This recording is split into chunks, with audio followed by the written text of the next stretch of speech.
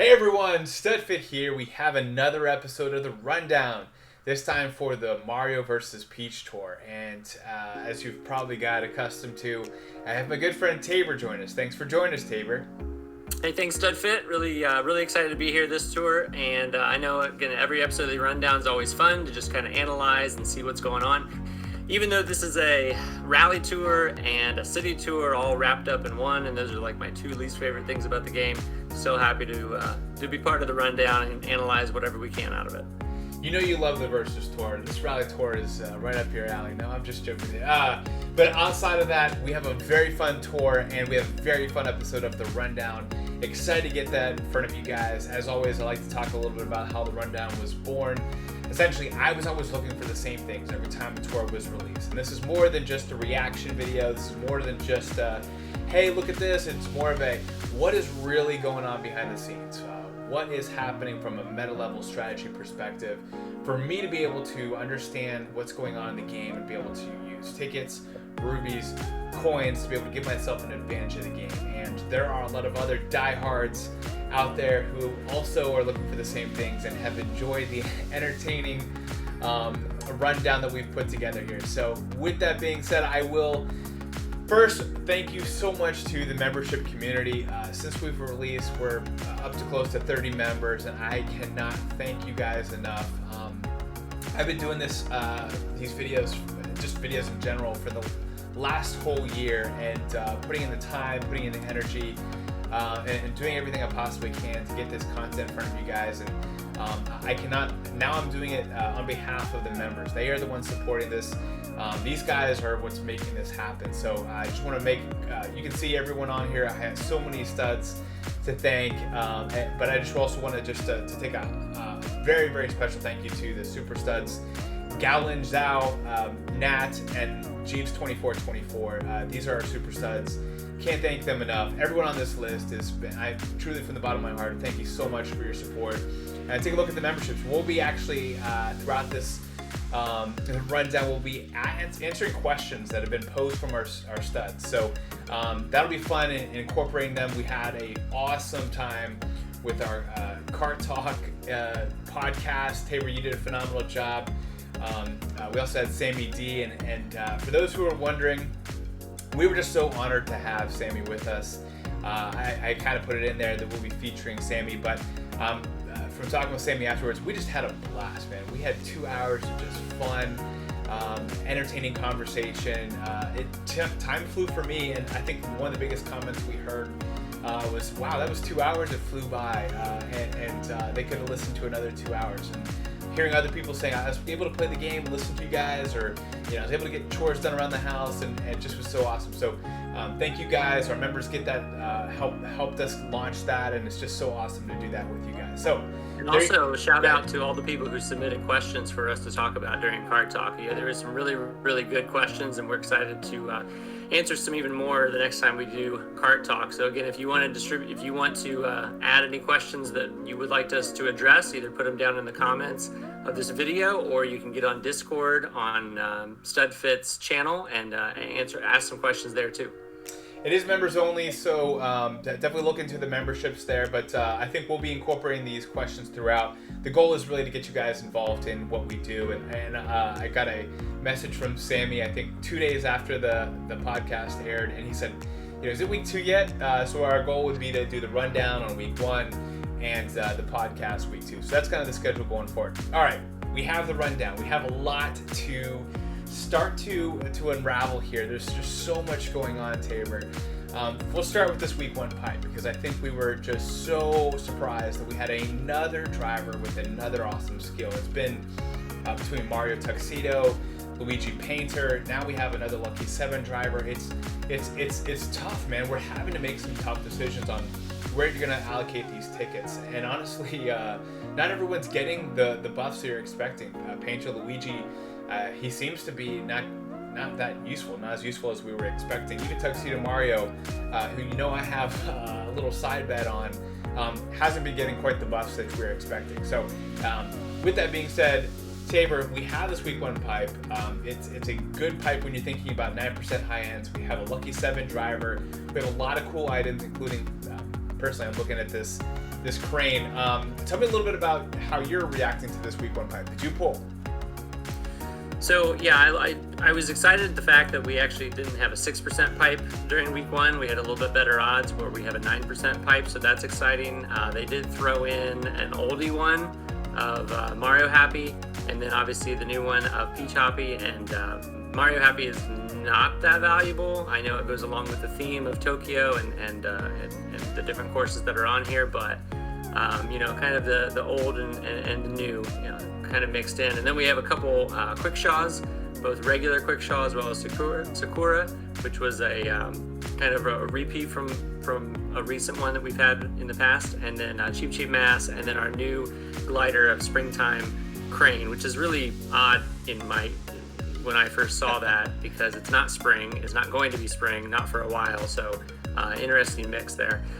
So I actually bit the bullet today, and I needed it's not like me, I needed a top shelf cart for Tokyo Blur 2, I believe. I didn't have a top shelf cart, so I decided to go ahead and try it out, and I actually ended up doing 3 10 poles. Whoa! And I didn't get it. So I got Mario Happy on a freebie. I got regular quick shaw on one of my 10 poles. I got the Springtime Crane on one of my 10 poles, and then I got like Tropical Glider and Wild Wing is just the off. Wild Wing, nice. So, but you didn't leave empty-handed, so at least that's nice. But rain's gonna be tough for you. I came away with some, but not what I was hoping for, and then I just was like, that's it, 135. That was more than what I was planning to do. So I'm going to be saving for a couple more tours at least until the second anniversary comes and see what happens. Yeah, it's coming up right around the corner. And with that being said, I want to kind of just take a brief moment to acknowledge, now that we're kind of starting to see a little bit of a trend, that we have this special summer celebration kind of out of the blue. Now, of course, as you're looking at the calendars, you kind of step back. We have the anniversary. We have the 1.5 anniversary, we have New Year's, and now we have something on the other side of the calendar that before it was just kind of dead space, and that's this summer celebration. I wonder if this will kind of continue. So kind of things, as you look at the calendar, it's like every 3 or 4 months there's something happening. I hope that continues. I will say we have to have the filler tours, we have to have the lulls. It's kind of like if you think about music, you don't have a chorus throughout the whole song. You have a verse that has, a different pace, a different beat even. It kind of moves, it kind of builds to having a crescendo, to have that peak, and have that point where it hits, and it is the drop, the bass hits, whatever it might be, whatever analogy, whatever music you're listening to. I mean, you have highs and lows, and it seems like they're hitting this high every 3 months and 4 times a year as we're looking at that. Now, I think as you kind of picked out that there could potentially be a 50th tour. Next tour, I think... Well, there will be a 50th tour, I guarantee you. That is true based on numbers.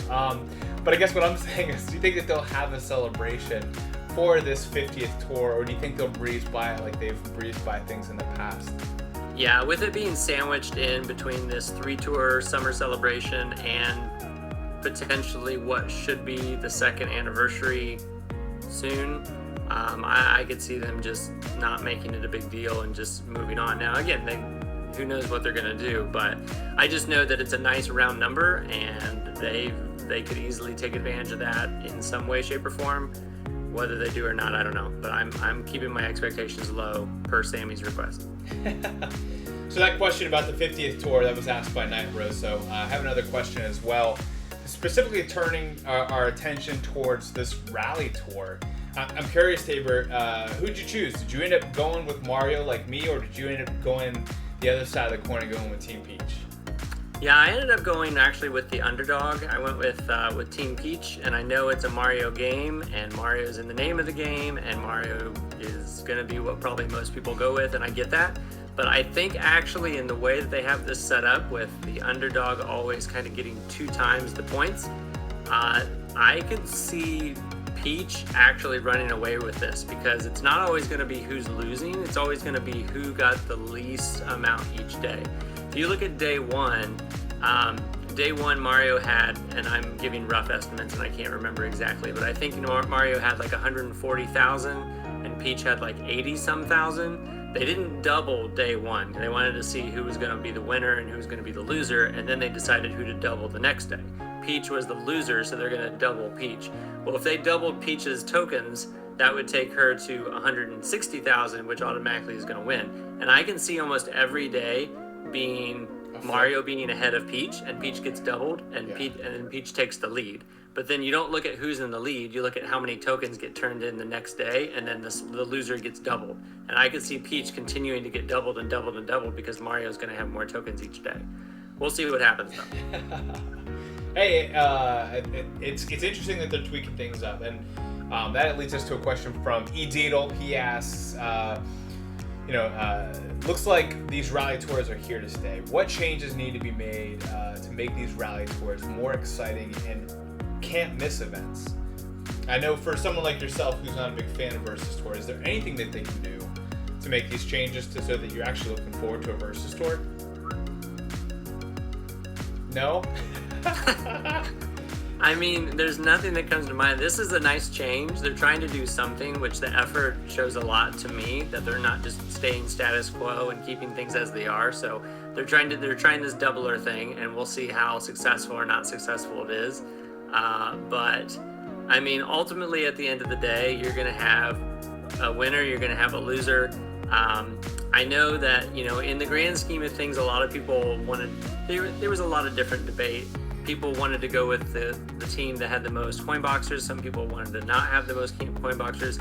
I know that if you're grinding, whether it's for ranked or ACR, you're going to use coin boxers whenever you can. So therefore, you're going to, whether you like it or not, you want to get as many tokens as you can to help your team. So some people will argue it that way. But in terms of improvements, I don't know. I don't necessarily think they should go away, because I think it's right now it's part of the game and it's something that some people do enjoy. But improvements, I'm at a loss. I don't know. Yeah, I would say it's weird because I had these conversations with you and with Sammy during the Kart Talk, and we each have different perspectives. What's funny is that most of my viewers probably aren't taking my perspective, or at least from a true whale's perspective. And I think from when I'm thinking about a rally tour, what I hate the most isn't necessarily what you guys hate the most. So for me, it's these tokens don't ever go away. In other tours, you get your tokens and all those weird looking things that could stop you from getting those red coins from a coin box, they're still there. In other tours, they go away. So from my perspective, that's my biggest gripe. And I picked actually Team Mario for a couple of different reasons. One of those reasons, Anke, one of our members actually pointed this out, which is that a lot of the coin boxers are on Team Peach. And so if you're using a coin box driver on Team Mario, you actually are not getting the tokens, which you want for a coin box driver. You want the tokens to not be there. You want the red coins. And if if a token is taking a red coin, that's two actions that would turn into one. So that's one good point, that these tokens don't ever go away. And so from an all cup ranking perspective, if you have a lot of valuable coin box drivers, that goes away. And so for me, that's my biggest gripe with the Versus Tour. Other than that, it is just another tour. You made a good point in that it's here to stay. It's not going away. They've made it a thing. I would say if they wanted us to look forward to it, I think the prize could be a little bit more, I don't know, just a little over the top. Like, what if you got a high-end driver that was like from that team that you picked? So, meaning that, let's say they had a Wario versus Waluigi, and they had, you get Wario Cowboy, or you get Waluigi bus driver, and you get one of those high-end drivers, you're gonna like, hey, I actually need Waluigi, bus driver. I'm going to be on that team. It's basically you're pitting these high-end, freebies up against each other. So I don't know, like that would actually cause people to actually truly pick the right, or pick the team that they really, feel tied to versus, hey, I think this one's going to win versus this one, and the prizes don't really matter. Yeah, So there you go, tossing that out. The only thing about Rally Tour is that I think makes it more competitive or fair without having to do any tweaks like they're doing with the doubler is to evenly divide the player base into 50% and 50%, and that way it's truly one-on-one and even, and there's not really a good way to do that. So right now, I think overwhelmingly there's more people that probably pick Mario over Peach, and this is their solution to double the loser, and maybe it'll work and maybe it won't, I don't know. But it's a good concept.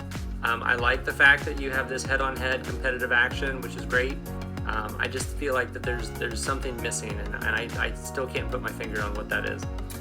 Yeah, I can't either, but it is what it is. We are collecting tokens for the rest of our life, and at least the rest of the tour. So anyway, that was fun. Maybe we'll take some of those questions offline, but we now get to the new items, and there's a lot to take away from this. I think when you think about, we already kind of discussed approaching a Lucky 7 driver in this pipe, but I also want to think about Peach Happy and what she comes with. Tabor, you made a good point on how many tracks she comes with. Yeah, so Peach Happy actually starts with 10 tracks, 6 level 1s, 2 level 3s, and 2 level 6s, and that is a lot more than what the most recent new drivers have started out with. Most new drivers start out with 4, sometimes 3, sometimes 5 level 1 tracks, and Peach Happy actually starts with 6. Now, granted, 2 of the level 1 courses are city tracks, which again is going to be very helpful for this tour, but long term, unless city tracks become a normal everyday occurrence and are in the rotating selection, it's not going to be very helpful long term. And actually 4 out of the 10 are city tracks, 1 level 3 and 1 level 6. And the same thing is true on some of these other ones. Is Springtime Crane also starts with 5 and has 9 to start with. Dark Hot Rod actually starts with 10 as well, and Yukata Ribbon is starting with 9. 9? It looks like 8. 8. Sorry, I'm a math teacher. I'm starting with 8. So again, there's some of these are good value off the bat, even though there's a lot of city. They do start with more than what normal has, what normal new items have started with. So that's always a good thing to see at the beginning.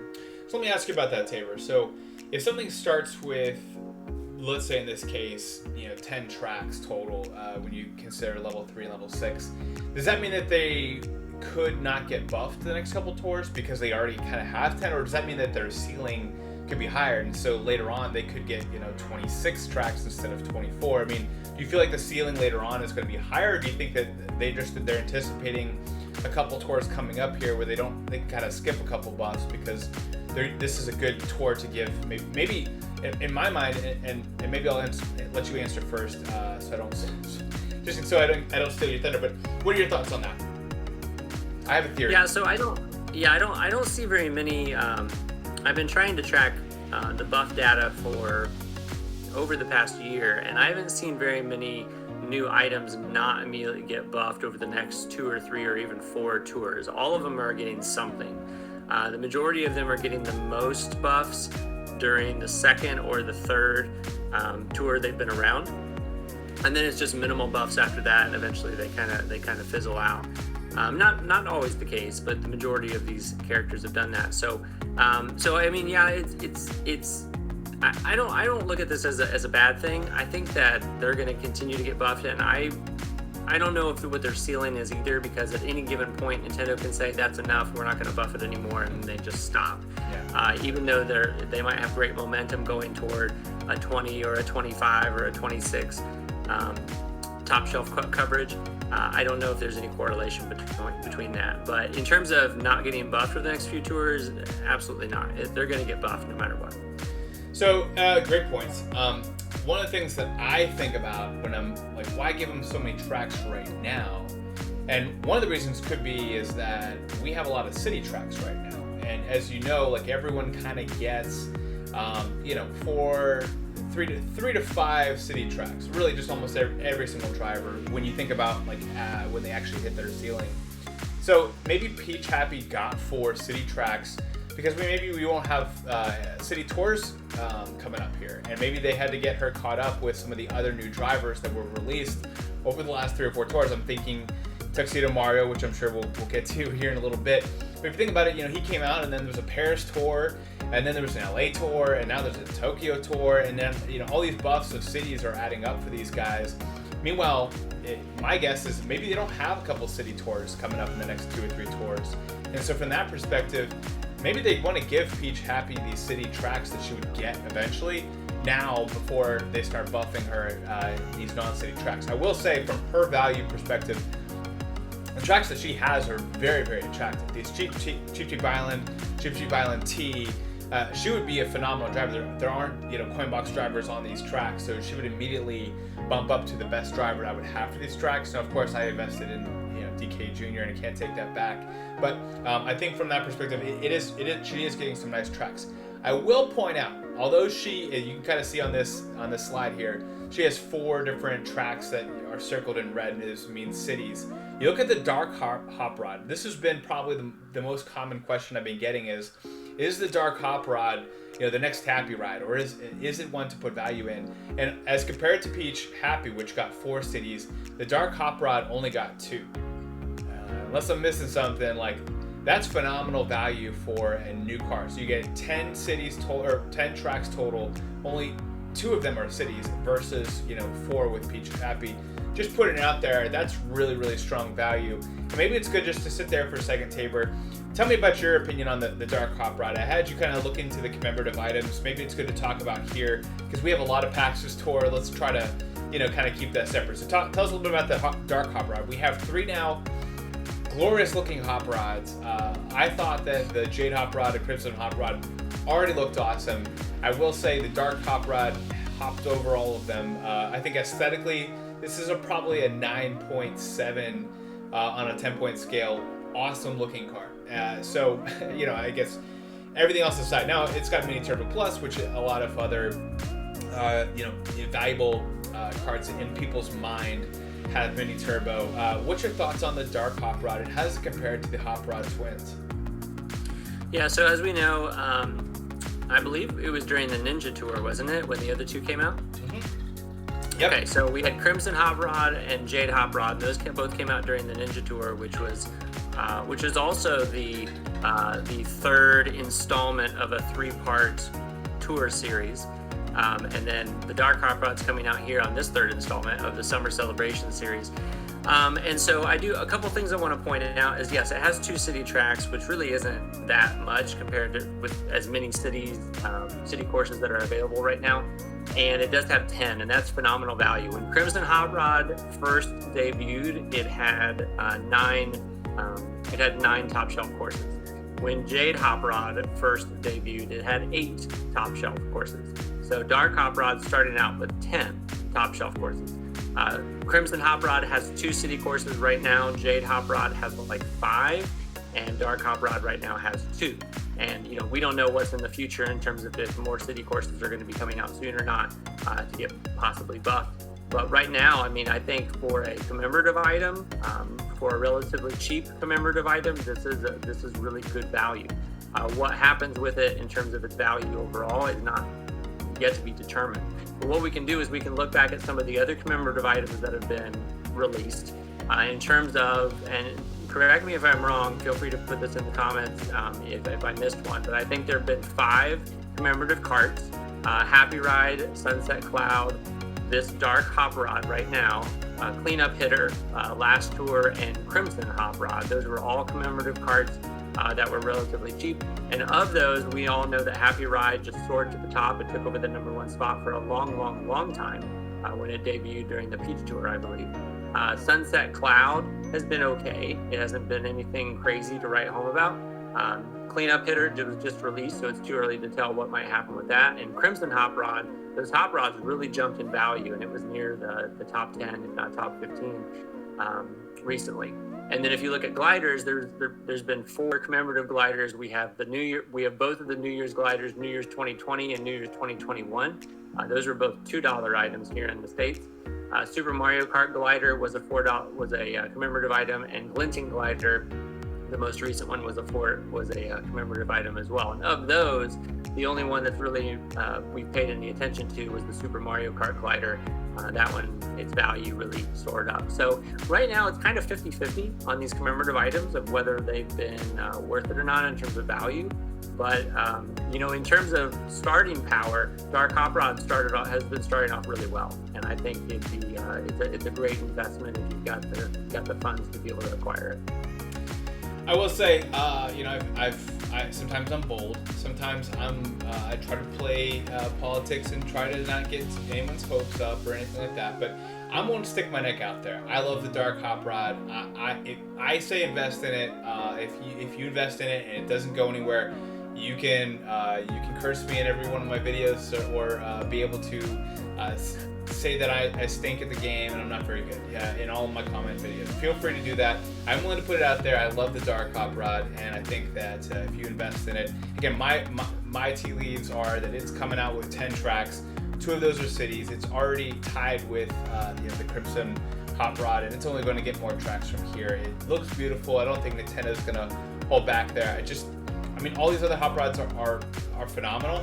I feel like this is almost kind of like the new Dozer Dasher, where you have these 3 of them and they're all great. So I love the Dark Hot Rod. Invest in it. If it doesn't work out, you can blame me and you can say I stink at the game. As for the Springtime Crane, you already mentioned this. It's an interesting name. Springtime during a summer celebration. It's pretty obviously somebody thought that made sense somewhere.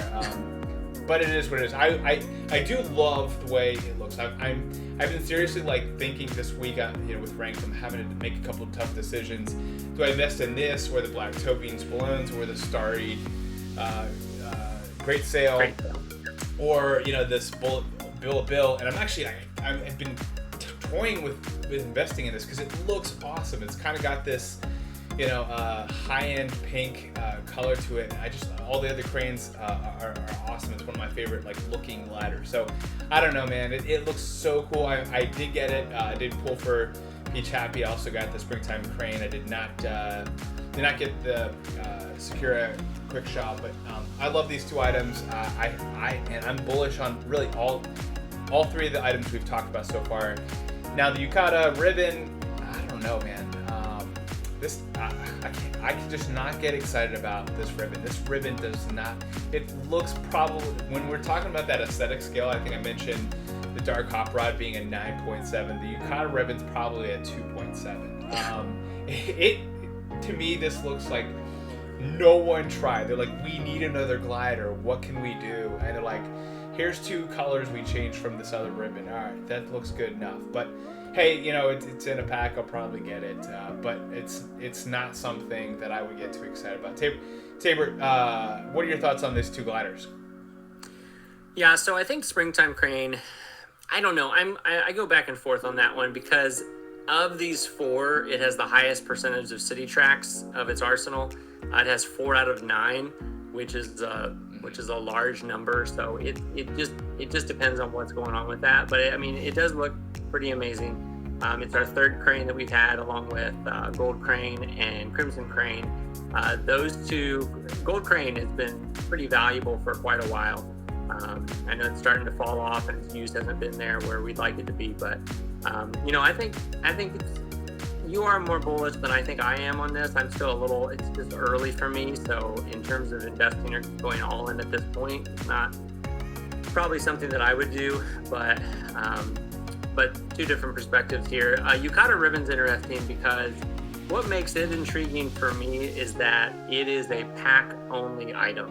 It's not going to be available it's not available in the week 1 pipe. It's not going to be available in any of the special pipes, which we'll talk about later. And it's not available in the week 2 pipe that we know of. So it's a pack only, and typically those items that are pack only sometimes are more valuable than the other ones that are more readily available. So even though it's a 2.7 on your scale, aesthetically, right? Value-wise and use-wise, could be interesting. Just see what ends up happening. One quick thing before we move on from this slide, and I just noticed this, is that Peach Happy, even though it does have 10 courses and we know that 4 of them are city courses, the interesting thing about each tour is that each tour has, and I think I mentioned this during the last rundown, is there's 36 total courses in each tour, and each tour typically has a family of about 10 or 11 course sets. As we know, there are Tokyo Blur 1, Tokyo Blur 2, 3, and 4. So 4 out of the 10 or 11 course sets are cities during this tour. And what's interesting about Peach Happy is that she has 4 cities, and there is one Tokyo Blur 1 city in her arsenal, there's one Tokyo Blur 2, there's one Tokyo Blur 3, and one Tokyo Blur 4. So they kind of spread her out to be a little bit of everything in each of the city courses, which is really nice to see. And like I said, there are 10 or 11 family sets of courses within this tour, and she does have 10 right now. So it's kind of spread it out all the way through, and she can be really valuable during this one. But I do find it interesting that they ended up giving her kind of one of each of the cities, just to try to spread her thin as much as you can. That's interesting. Yeah, fun little cocktail fact. But I do have one last question I want to ask before we move forward. A WD Kart Darter, aka Wade, asks, what does Mario Kart Tour? Do they know who will and won't spend money? And because of this, do you think that they'll sink spotlights deeper into a pipe to be able to maximize spending for us? I know I heard a lot of horror stories about people going heavy into this pipe really far down, and there are other pipes where people don't feel that they go as far down. Tabor, do you want to take a stab at this? I obviously am pretty confident in my decision, but I'd love to hear your viewpoint. With it being RNG, it has to be. If it's RNG, it's RNG. If it's going to be completely random, RNG is random number generator. If it's completely random, then it has to be random. And if for some reason people found out that they were pushing the most valuable items near the bottom to make people spend more money, they would be in big trouble. So I don't think that's the case. I know many times the players feel like that's what happened because it seems to happen a lot over and over and over again. But for every person who ends up finding the most valuable thing or the thing that they want near the bottom, there's a handful of other people that find it near the top. So it's just luck of the draw. I mean, you're gonna be lucky someday. You're gonna be lucky another day. It's just how it is. So I don't think that they're. If people spend money, they spend money. They can't determine that. They can make things enticing, they can make things appealing, but ultimately it's up to the players to push the button and spend the money or spend the rupees or pay the funds. And where those things are is completely random. So it just, I don't see that there being any kind of conspiracy theory out there. I think it's just that's math. Random is random, and so sometimes it's where it is, and sometimes it's not. Yeah, no, I think you nailed it. Putting it in different areas and different pipes for different people based on their spending habits is illegal, and they would get sued if it was somehow found out in data mining or somewhere else. So the answer is clearly no for me, and I think you did a great job of answering that question. All right, moving into non-spotlights for the drivers, karts, and gliders. This is usually the part where we skim right by, but this is one where I think this changes things, Tabor. This makes things exciting when you see that star spinning. You're hoping that if it's not the spotlight, that this is what you're getting. We now have Birdo Black. So she obviously kind of had like a little history similar to Black Yoshi. Tell us a little bit about Birdo Black. I don't know if you have any fun facts out there, but she is now permanently in this pipe. My guess is also for the all clear pipe as well, but so no need to talk more about that. But anything you want to add about Birdo Black? I mean, how exciting is this? I mean, for one thing, they added something to the all clear pipe. They added something to the regular pipe. It has been a while since something has been added. I think Cat Peach was the last one. Is that right? Or maybe it was Nabbit. Or maybe it was Dixie Kong. Maybe it was Dixie Kong. Probably one of those bottom three. But it has been a while, so it's always nice to see an addition there. Not only does it give you an opportunity to get something on in a regular pipe. If you don't get the Spotlight high end, you can possibly get one of these. You can also get it in the all clear pipe, another option there, and you can also get it in the Today's Challenge pipe. So it just gives you some more options on all of these things, and it's nice to see that addition there of Berto Black. Again, nothing real special about Berto Black. Right now I have Berto Black ranked 33rd on my list, and it's a bomb-omb cannon. Again, a lot of people are not a fan of bomb-omb cannon, but that's where it's at, and it might be, is this the only bomb-omb cannon on here? Yeah, it looks like it. Yeah, so it's a good addition. It gives good variety. Yeah, it's weird with all the drivers. We kind of talked about, again, these like 4 highlights in the calendar year between the anniversary, the 1.5, the New Year's, and we had a dead space there where I think it was like between January and the 1.5 year anniversary, where basically all these drivers that most people didn't pull on, most people were saving to some extent, especially once we found out that there was going to be this 3-tour 1.5 celebration. I mean, we're talking, Cat Todd, whatever his name is, Fire Rosalina, Pauline Rose, all these drivers that, in my opinion, are garbage because they don't have great skills. Some people love them, but all of them have come in handy to some extent at some point in time. In fact, they've been almost like notorious, and Berto Black being a part of that story, where one of the 5 or 2 or 3 of the 5 continue to be a part of ranked. And so I know a lot of people that put a lot of tickets in Berto Black and saying like, this one driver has saved me so many times in ranked.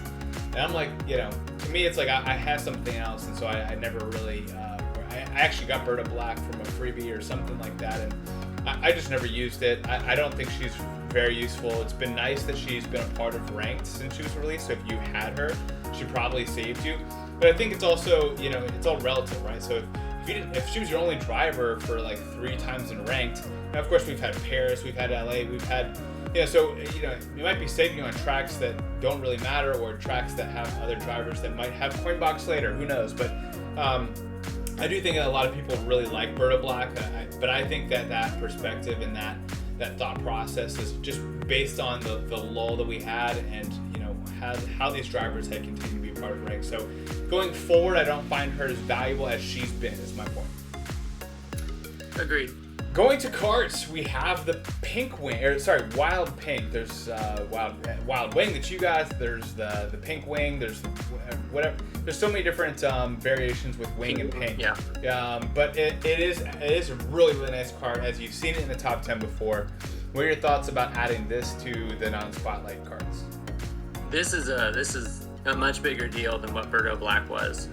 Wild Pink was released at the same time that Cat Cruiser was during the Cat Tour, and Cat Cruiser was, I believe, a Gold Pass gift. I think it was a Spotlight and a Gold Pass gift. Yep. And Wild Pink was pack only, I believe. I believe it's in a pipe. Was it pipe 2, maybe? It was a special pipe. I remember. Oh, was it? That's right. Yeah. That was with all the pink carts, I believe.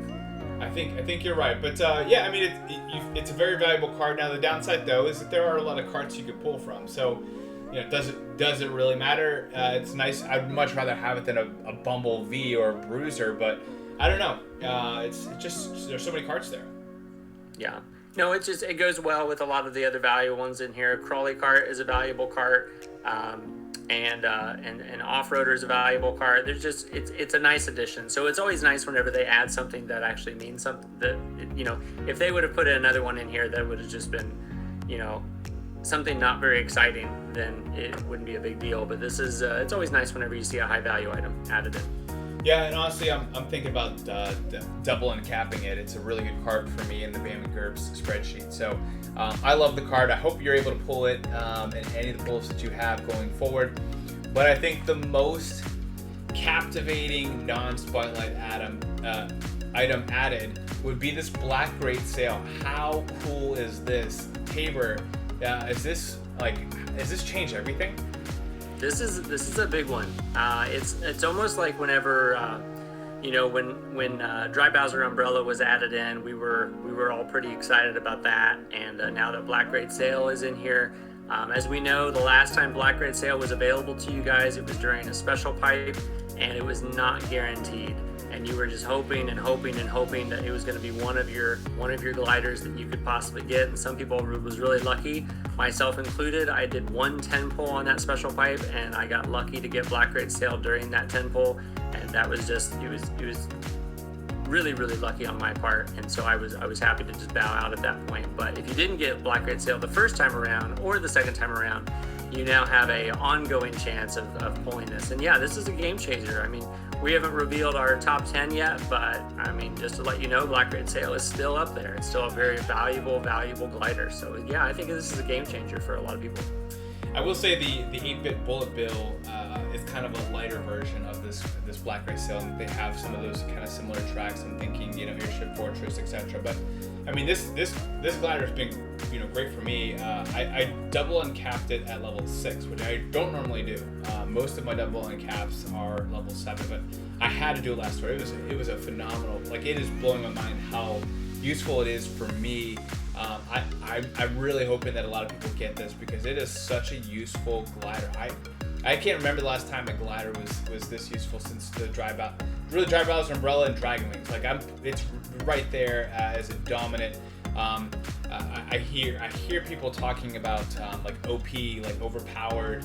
I think there's only been 3 gliders that I could say that before: Dragon Wings, Dry Bowser Umbrella, and the Black Grade Sale. These are overpowered gliders that are extremely useful, and I love the skill over Dragon Wings and Dry Bowser Umbrella because although it has those have the coverage, I'd rather have the Bullet Bill Plus because I'm not going to be in that position to use that skill.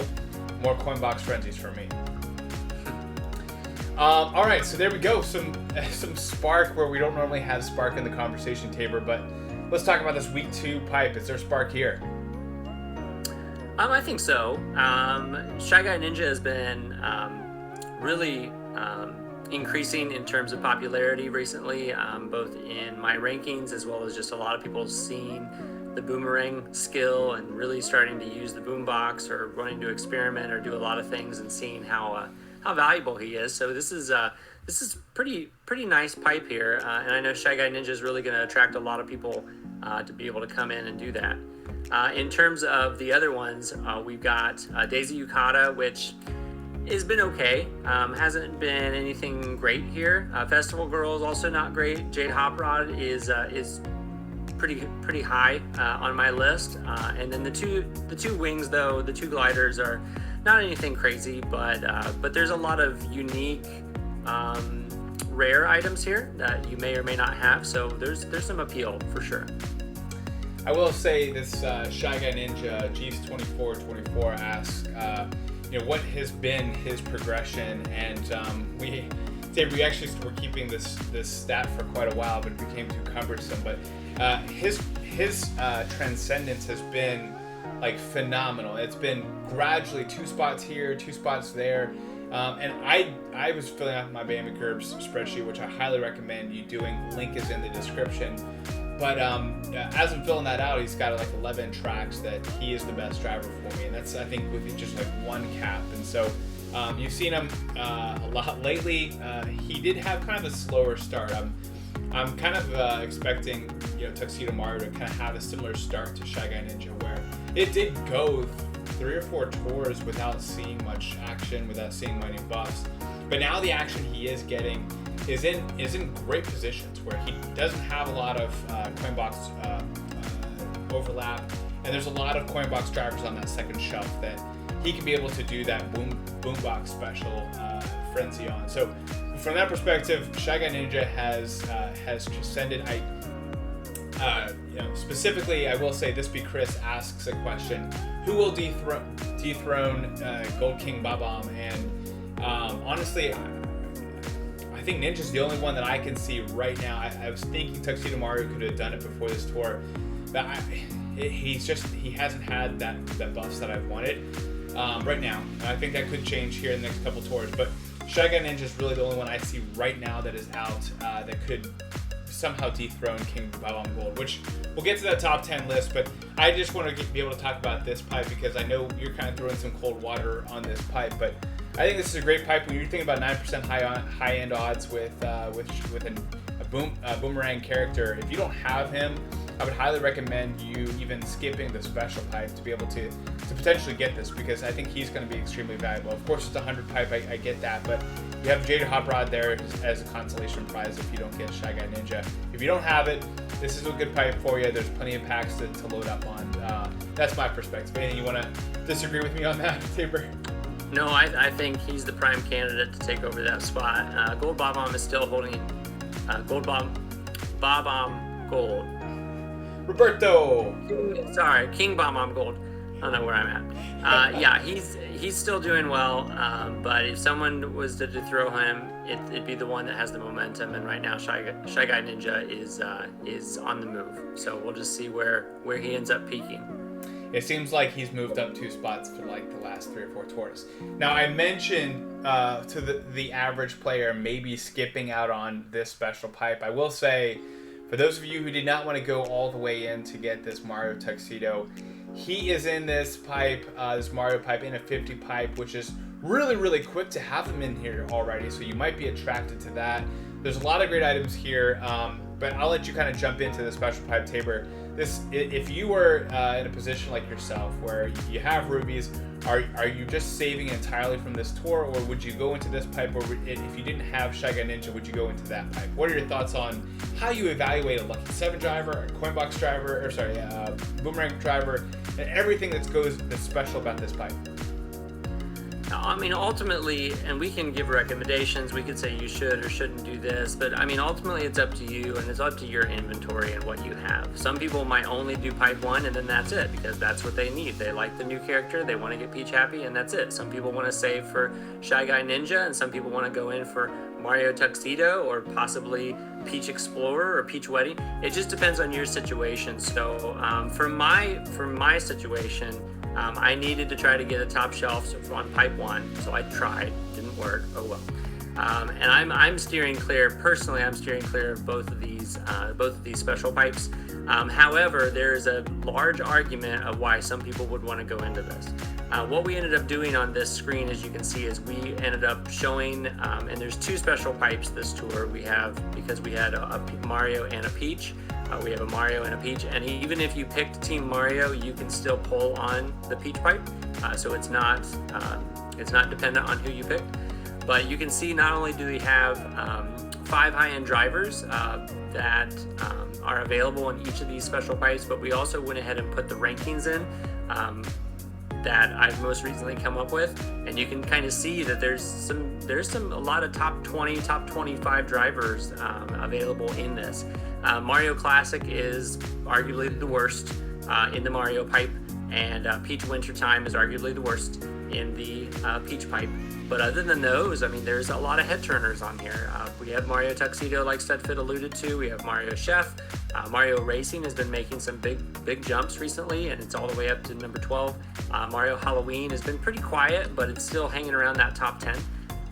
Peach Wedding, Peach Explorer, Peach Vacation, and Peach Halloween, especially Peach Halloween, has just kind of been sneaky good recently. They've been sneaking it in some top shelves and giving it some buffs. So, I mean, there's a lot of things. I went ahead and took the average of each of these, and as you can see, the Peach pipe has a little bit better average of these high-end drivers at 18.6, whereas the Mario one is an average of 25.8. Again, still nothing wrong with either one of those. Great drivers. With that being said, there are no spotlights, so it is your own risk if you choose to go in on this. If you're looking to get Mario Tuxedo because you didn't the other time, you're not guaranteed. You have to have the pipe luck with you. So just be careful and be wary if you decide to go into these special pipes. There's a lot of great options. None are guaranteed. Yeah, I think it's interesting. I personally, for a whale, these are two pipes that I'll be going into. I don't know which one I'm going to be going into first or how I'm going to approach these. So I have a couple days to decide. But Tabor, let me ask you this. Let's say somebody said, here's, I don't know, something like 135 rubies, and you have to use it right now on one of these 2 pipes. Which pipe would you go into? For me personally, I would... Gun against your head. Do I have to do all 3 on the same one? No. Someone putting a gun against my head and making me pull pipes? Yes, it's a very strange situation, but just play around with me. All right. Yeah, I would go in the Peach Pipe, mostly for Peach Explorer. That's the one I'm looking at the most. Okay. It has, other than Peach Explorer's horrible skill, she's got a lot of good things going for her in terms of coverage, in terms of ranked use, in terms of top shelf courses. There's a lot of good things on Peach Explorer. I mean, a lot of people don't like Bubble Mechanic. I don't think it's that bad. It's middle of the pack for me, but I agree with you. It's not a extremely useful skill, for multiplayer or for ranked. But I will say, sometimes I have seen people use it in multiplayer. Anyway, you can't argue with that. That's a good reason. Tabor, I thought I wasn't sure what you were gonna say there. We hadn't talked about it in the pre-meeting, but that's a really, really good answer. For me, I mean, I have one of each of these at level 7 from each pipe. And so I don't have a couple of these items, and I'd love to get Mario Halloween up a little bit more.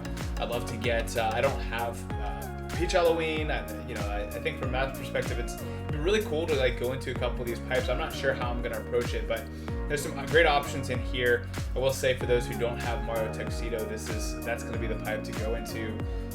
We'll see how things play out, but overall, I think these are 2 interesting special pipes. I'm gonna be pulling on. I got a lot of packs to score, so I'll be having some fun. Hopefully, you can join me on Sunday to do some pipe pulls.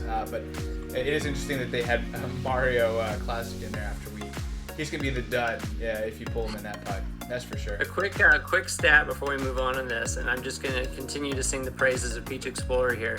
Other than her skill, she is actually ranked number 1 on CCV, which is what I track, the course coverage value. She is the top driver in that category. She is also the top driver in weighted course value, where I look at the different N's and R's and T's and RT's that each one has, plus the cities, and then I have a percentage that goes along with that. She is the number 1 driver in both of those categories. So if her skill were just a little bit better, she would easily be top 5. Well, it's interesting you mentioned that. I love that CCV category. It's the category where you see how many other top shelf drivers that share that her top shelves with. And the lower the better, and so that's a really good fact. I'm glad you mentioned that. I will say, this kind of came around with the DK versus Bowser tour, and I went into both pipes, both the Bowser and also the DK, and that ended up really helping me out in the following tours. Like DK Jr., I pulled him a lot of times. He was extremely helpful to be able to have him for the last couple ranks. And there are other drivers that I got as well that really helped me out. So I don't know. I really like these. This might be the glimmer of shining light from these rally tours. Is, hey, at least you get these pipes that, some of them have seemed kind of random, but these make a lot of sense. They have some rare drivers like Halloween, who hasn't been around really since Halloween. You have Peach Explorer that's been really powerful. You think of the Mario pipe, you have a coin box driver, you have a Lucky 7 driver, you have a couple rare items. Yeah, and then you also have a couple duds. I mean, you have Peach Vacation, which people already have at level 7 most likely. She's been around forever. You have Mario Classic, you have Wintertime, who everyone has at a high level too. So these pipes have all the good things, all the bad things, all the ugly things, all the drama that you would have in a pipe. So I can get behind this trend. I hope that they continue this, and this might be the one shining glimmering light. All right, a lot to talk about with the packs. I cannot believe how many packs they have. This is ridiculous to have 8 different packs. I'm not complaining too much because I like packs, and I think when I'm looking at packs, what I get is different from most people, because Nabbit I already have a level 7, so I'm not even looking at that one. But for a lot of people, that's going to be your best pack, really, out of all 8. And and that's going to be our, really the stud of the tour. You have Rosalina Aurora, which is kind of similar to like Wintertime Peach and others that you probably already have once and rarely ever use her. For me, that's pretty lackluster. The other two for week one, both the Cat Todd and Cat Peach, both of them are like not that attractive. We might have Cat Peach having pulled her for free. Toad obviously had some fun times over the last 6 months since he was released. Being a part of like one of the few drivers that you may have had, he might have saved you a couple times. But other than saving you a couple times, going forward, I just don't see him that valuable. And then you have these two Toad Beam balloons that look nearly identical, but one just has kind of a black outline. I think these gliders are better than the drivers, to be honest with you. However, I'm not even too excited about these gliders. I was watching Sammy D's reveal, and he does such a good job of breaking things down as he's literally seeing it. I can't do that. I have to look at information. I have to know what I'm talking about for a little bit. He does a phenomenal job, but he got really excited about the black Toad balloons, and I was like, I don't even know anything about this glider, and I've never even been in a situation where I've used it. And I saw so much hype in the chat. I was like, what is going on? Why is everyone? One person even said it was OP, which it is obviously not OP, but somebody said that, and I was like, why? It's a what? It doesn't make any sense. It's obviously not OP. OP means it needs to get nerfed because it is overpowering, which it is obviously not that, but it is a very valuable glider to some people, and it's not because of the skill necessarily. It's the coverage is really not that unique. There's a lot of other. I looked at it item by item, because for this week in ranked, I got the Starry Great Sale. I've already mentioned this before. I have these Toad Beam balloons, the 8-bit Bold Bill. I looked at that as also even this crane, and looked at side by side. I took them all in the Bam and Gerb spreadsheet. I took them all to level 7, double and capped, and went to see how which one would give me the most tracks. The Starry Great Sale actually gave me the most unique tracks. This Toad Beam balloons, I think it would give me one track. It is, to me, to a whale, it means absolutely nothing. But to the masses, this might have saved them so many times. It might have helped them out in so many ways. So from that perspective, I don't want to dog it at all. It's really going to depend on your inventory for really both of these packs. Now, I think the people who are saving, they probably might not be getting packs, but for what it's worth, for me, I didn't have Toad. I didn't have the black Toad Beans. I didn't have Peach. I didn't even have Cat Peach. So for me, these were really helpful to me. What's unfortunately been the case is they've been giving packs like the Black Dozer, which I already had at 7, or Nabbit, every tour. And I'm just like, I as much as I'd like to get them, I'm not getting them because I already have them, and I don't want the coins in return. I feel like I'm wasting that in that sense. So for me, I was glad to see them, but I think for most people, these are 2 packs you can skip and not feel bad about it, especially when you have so many options. But as always, I would look at your inventory, see if it makes sense for you. A long way to say that it depends. the famous consulting answer. And then when we look at week 2, and then Tabor, I'll have you take a look at all 8 and give your opinion. As we look into week 2, this 8-bit Fire Flower is actually a pretty good glider. Now, of course, compared to a driver, you may not think it's as valuable, but it's a stud. It's a good glider, very solid glider. I'd say out of all these packs, that might be arguably the number 2 pack that I would highly recommend between all 8. And then as we look into it, you got this new glider. You are a little bit more excited about than I am, but for me, although it's new, I'm not a big fan. Coming out on a city tour, I don't know. I'm not as excited about it. These last 2, I debated on. It's because it's like a coin flip for really both of these. I almost want to, if I had to pick, I would probably go with the Builder Toad and the Black Dozer, and over the Pink Dozer and Toadette. So, and the reason why is obviously that Black Dozer is really good. The one caveat I would add is actually I really like the Pink Dozer, and I have it. I would put tickets on it. But the reason I like it is, if you think about the Dozers, a lot of them come with trick tracks, right? So what are trick tracks? They obviously have a lot of jump boosts, they have a lot of dash panels, and so from that perspective, I think that the Pink Dozer, although it's not in our top 10, I think the tracks that it has, which are mostly trick tracks and RT tracks, it's really good to have Jump Boost Plus, and I'm coming out with a video here, hopefully in the next week, breaking down the point system. I've connected with one of my members, one of my good friends, Jay, from the NH. I don't want to give out what that stands for, but he's helping me break down the points. So we'll be doing a special episode coming up soon. But Jump Boost is my favorite skill for a kart, and so to have that on a trick track, and almost exclusively trick tracks, is massive. So putting that out there, I just really hate Toadette. Like everything about Toadette. Like I am not a Toadette fan, and I will say Builder Toad has helped me out in the past, similar to how Cat Todd has helped out a lot of people here recently.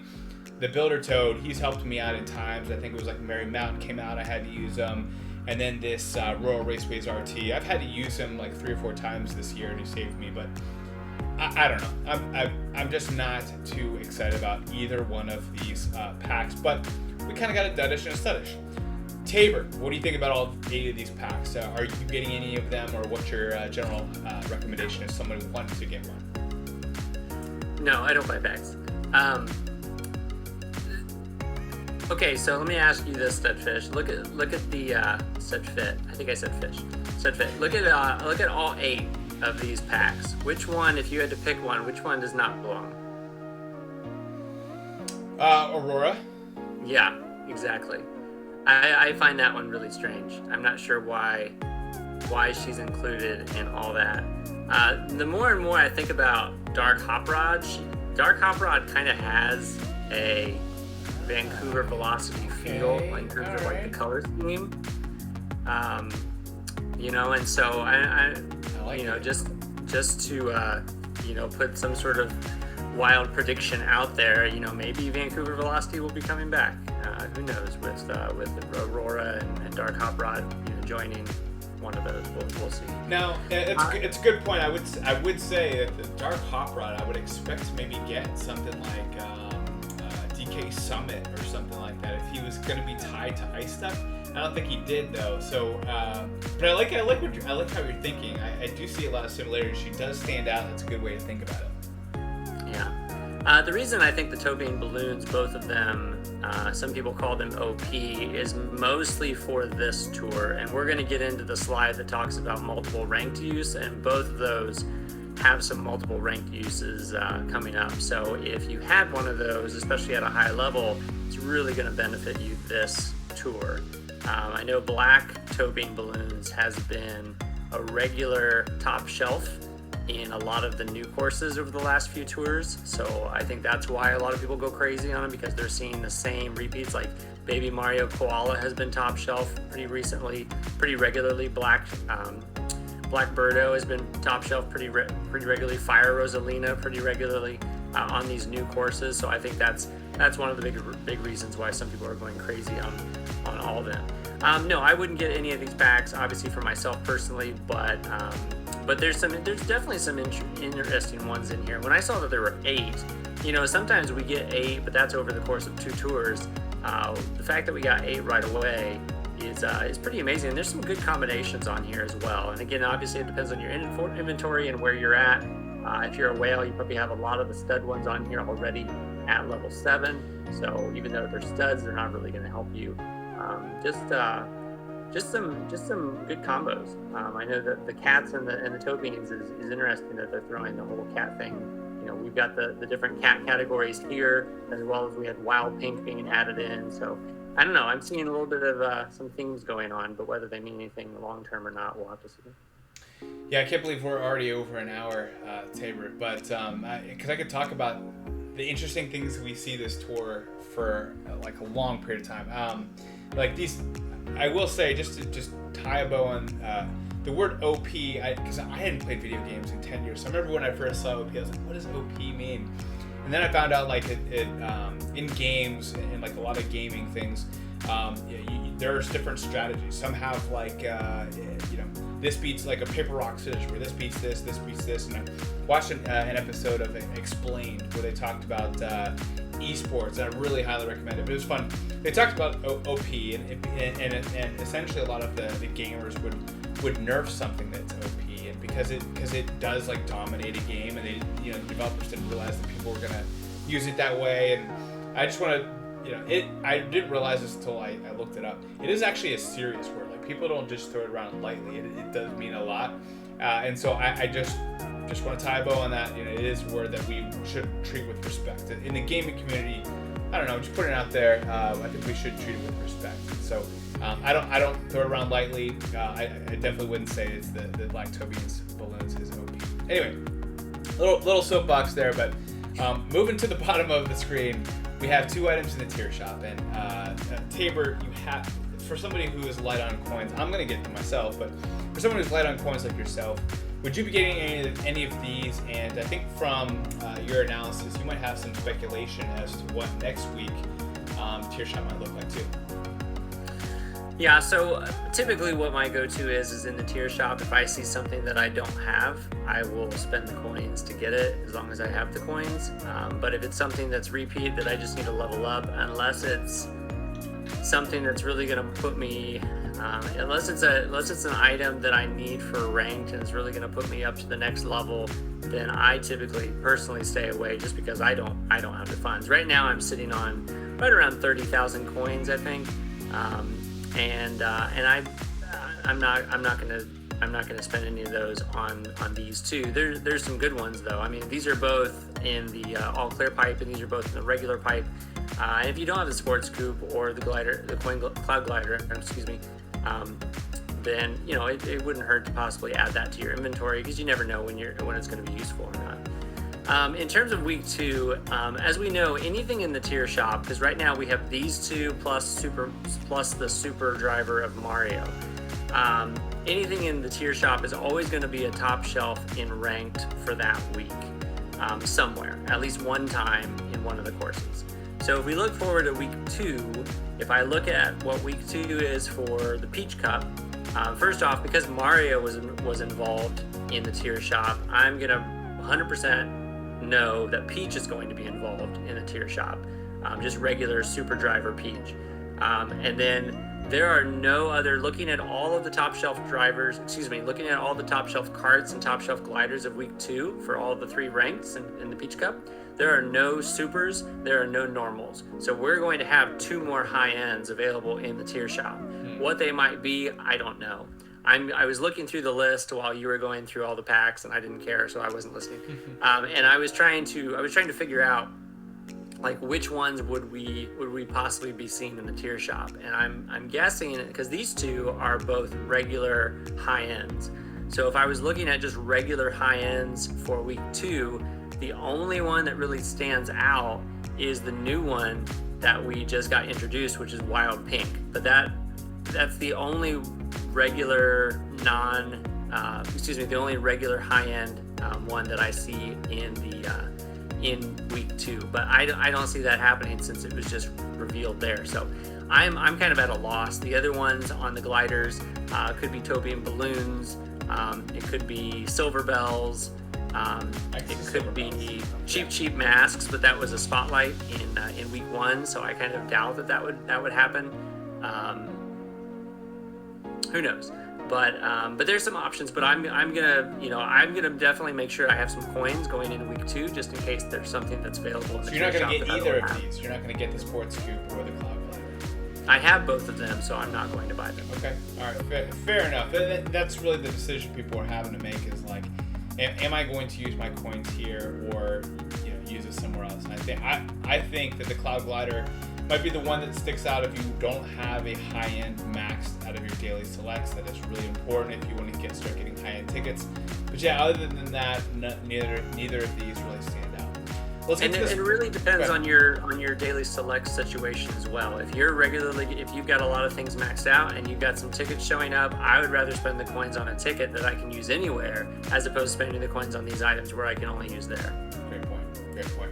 Let's talk about the special offer. As I talked about this dark hop rod, I'm all about it. I love it. I'm putting my neck out there. I'm saying go ahead and get it, so you know where I stand. But Tabor, for somebody who is Gold Pass only, how are you approaching this special offer?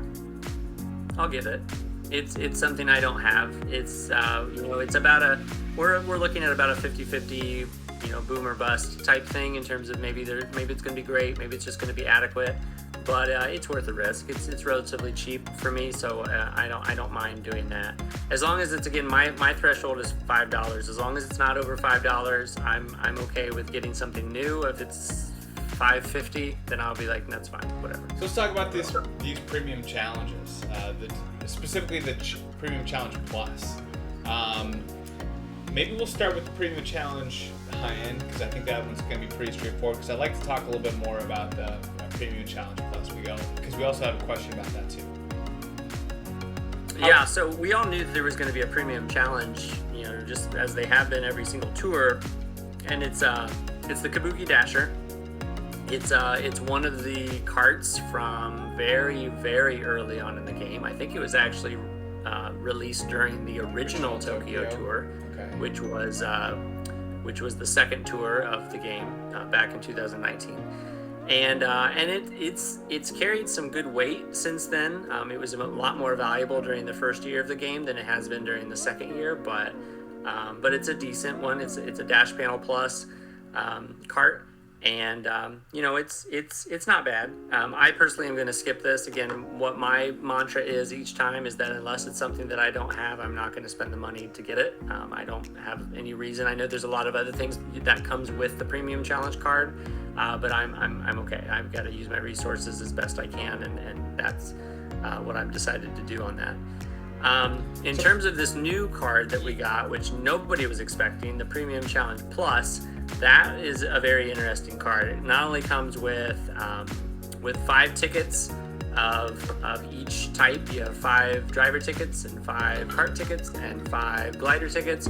It also comes with 1 level up ticket of each type, 1 driver, 1 kart, 1 glider, and also comes with some capping tickets as well. 1 driver, 1 kart, 1 glider, and as long as you satisfy all of those premium challenges, the challenge parts, then you can also get 20 rubies on top of that. Now, I thought this was amazing. I was like, man, this is a great deal for $5. And then I clicked on the button and I realized it was $15. And so it's probably still a good deal. It's just not something I'm going to even consider personally. But weighing what all that you're going to get for the $15, it's a great deal. If you just go down to where you buy the rubies, you can get 23 rubies for $13. So in terms of what you can get for the bang, the most bang for your buck, it's hands down a really, really, really good deal. Yeah, I think this is probably from a Wales perspective, the best thing that we've ever seen from the game. Like, to be honest with you, like this is the most attractive thing that could keep Wales coming. And I think from just the average player, it's probably the most exciting thing that you could be hoping for, because this could prolong, just like this one feature, however many times it comes back, could prolong the game an additional 1 to 2 years. Like, if this is something consistently a part of the game. Now, Hero the Sky is 25 asks, what are your thoughts on this challenge? Will they continue this every tour or every few tours or for just the anniversaries? What are your thoughts if you had to make a prediction, Tabor? Yeah, I think Nintendo's testing the waters. I think they're trying to figure out if this is going to be lucrative for them or not. If enough people buy it, then I see it probably being a regular thing. I don't know if it'll be an every tour thing, but I could see it being like every other tour, or maybe once every 3 tours or something like that. But I think they're just trying something new and seeing what kind of revenue they can generate, and if it's lucrative enough, then they're obviously going to keep doing it. I think if somebody said, hey, your budget is like, say, $100, you can get 3 of these packs, or you could just get the premium challenge, however many times, whatever it would be, I wouldn't even get any packs. I would just get as many premium challenge plus as I possibly can. This is a phenomenal value. It would be very tough for me to be in your shoes and pass up on this. But hey, I think everyone needs to make their own personal decisions, make their own budgets, and be able to stick to those. And for that reason, I would highly recommend this is one where you really do have to stick to whatever budget you're setting for yourself.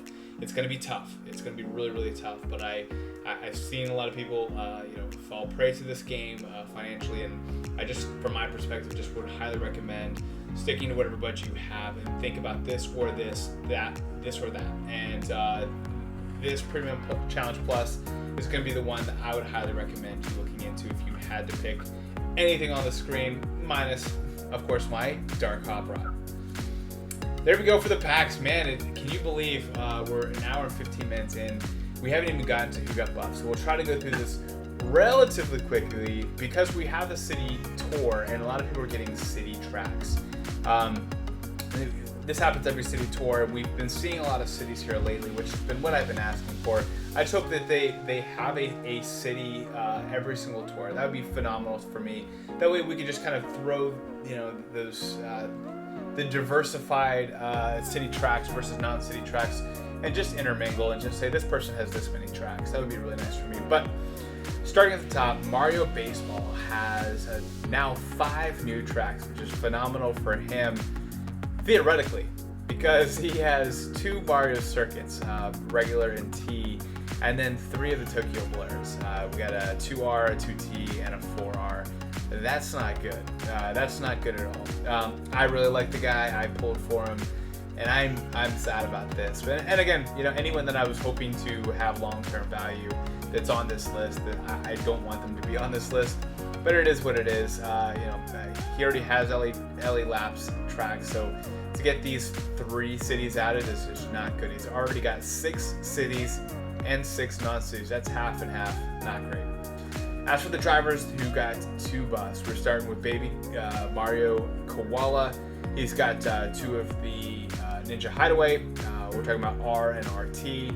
So he's up to 21 tracks, which is non-city tracks. And that's actually a really high number. That's phenomenally high. I didn't realize it was that high until I literally just said 21 non-city tracks. That's crazy. But now, of course, Ninja Hideaway. Those are 2 tracks that I think the RT is the one you're excited about. R you're not, because you're probably not going to use them. Birdo Black, as we talked about many times, many minutes on this video, but now up to 20 non-city tracks.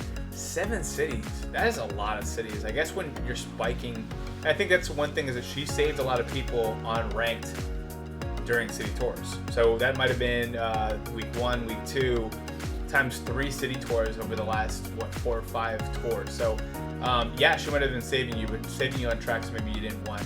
She gets 1 city here, and then the RT track, of course.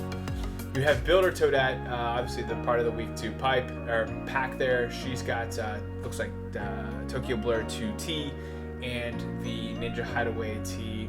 Up to 17 non-city tracks, 3 city. That's good for her. Daisy Swimwear, 10 tracks that are non-cities and 3 cities. Donkey Kong Jr., the SNES, he is up to 17 non-city tracks, 8 cities. That's a lot of cities. I almost called him Meme Painter. Luigi Painter, who a lot of people are calling him the meme. A meme driver. He's got 5 cities, 15 tracks. I mean, it's sad to see such an awesome driver with such an awesome skill. I feel like he and Tuxedo have basically they've been trying to give them all the worst buffs, and Luigi Painter, I just really hope things turn around for him pretty quickly here. Mario Sunshine up to 11 cities. That's 11 city tracks, Tabor. Are you kidding me? Wow. So he's up to 15 non-cities. Still, man, that's crazy. Such an awesome driver wasted on 11 cities. This is the biggest reason why I want cities and non-city tracks to be intermingled, because it would open up a whole new world.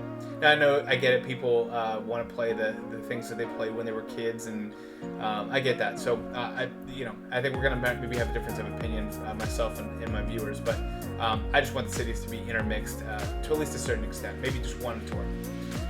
And then, of course, the guy that I have a lot of value stuck in. I have triple captain level 7, Mario Tuxedo. I have made a bet offline between another content creator. I would highly recommend you checking out Frenzy Fans. It's a small little channel, but they're having fun. And I made a little fun bet that Mario Tuxedo would break the top 10 before the anniversary, which is September 25th. Now, of course, we have 2 or 3 tours before that happens. I still, we're basically right now halfway through when he was released to that anniversary. He's not there yet. He's in the 20s, which is good. So I still feel pretty good about the bet. But it is despite this tour. This was not a good tour for him. He didn't get anything that was non-city. So he's got 14 non-city tracks, 4 cities.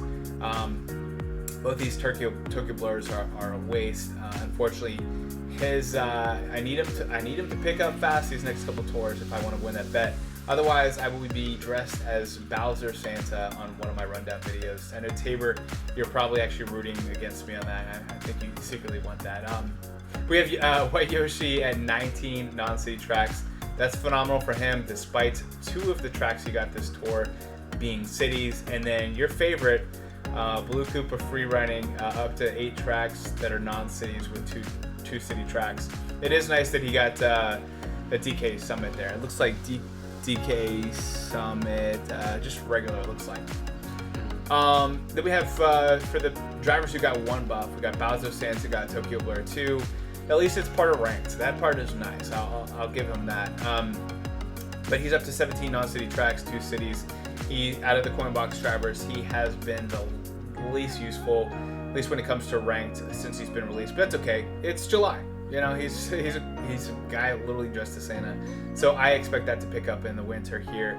Builder Luigi up to 19 non-city tracks, 5 cities. Cat Peach up to 17 non-city tracks, 5 cities. Cat Toad, 17 non-city, 8 city tracks there. Daisy Yukata up to 19 non-city tracks, 5 city tracks.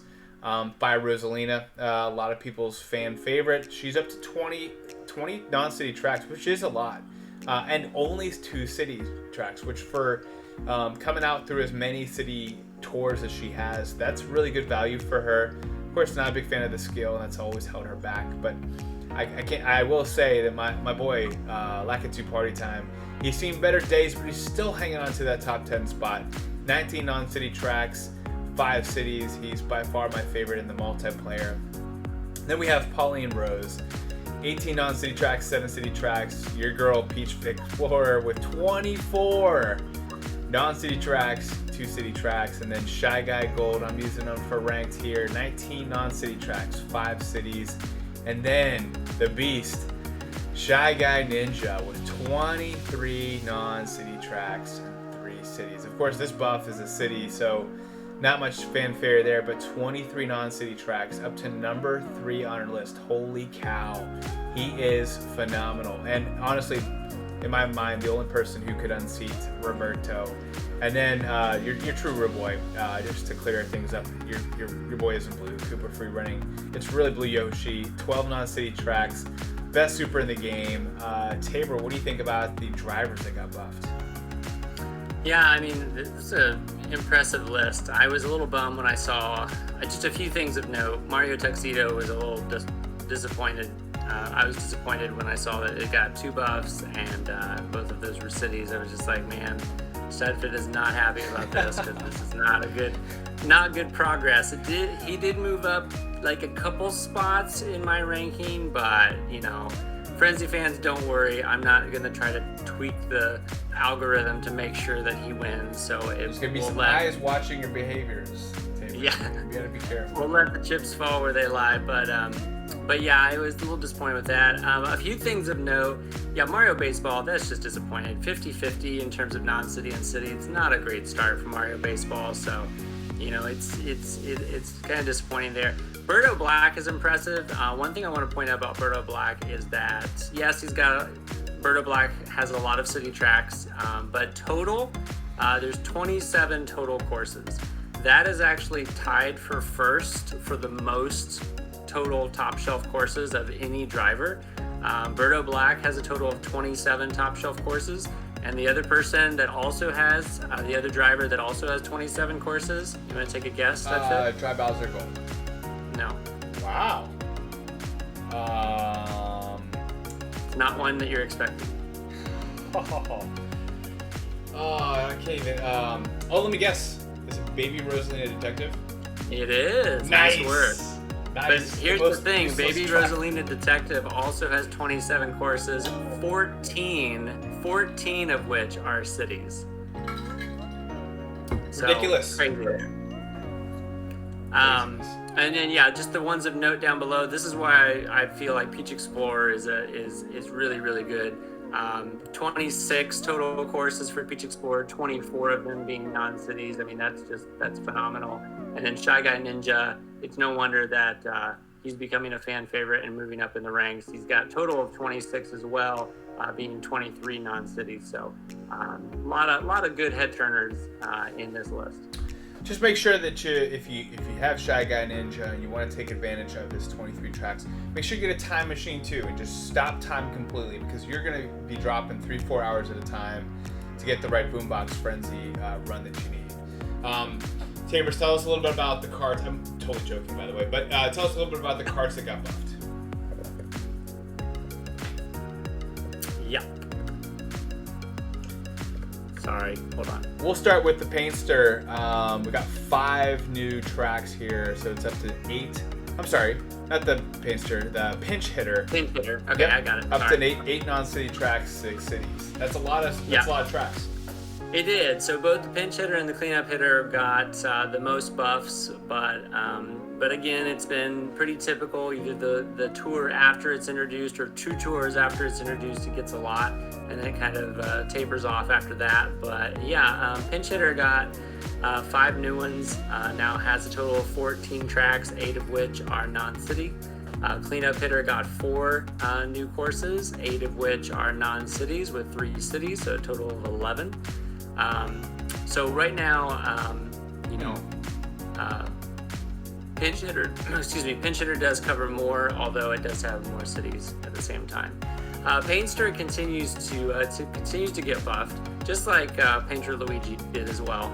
But still not sure what the overall value of these items are going to be. But 13 non-cities and 5 cities. And then the next 9 items got 2 buffs. Crimson Hop Rod got 2 added on. Now has a total of 22 courses, 20 being non-cities. Dark Trickster kind of came out of nowhere. We hadn't seen that one for a while. It also got 2.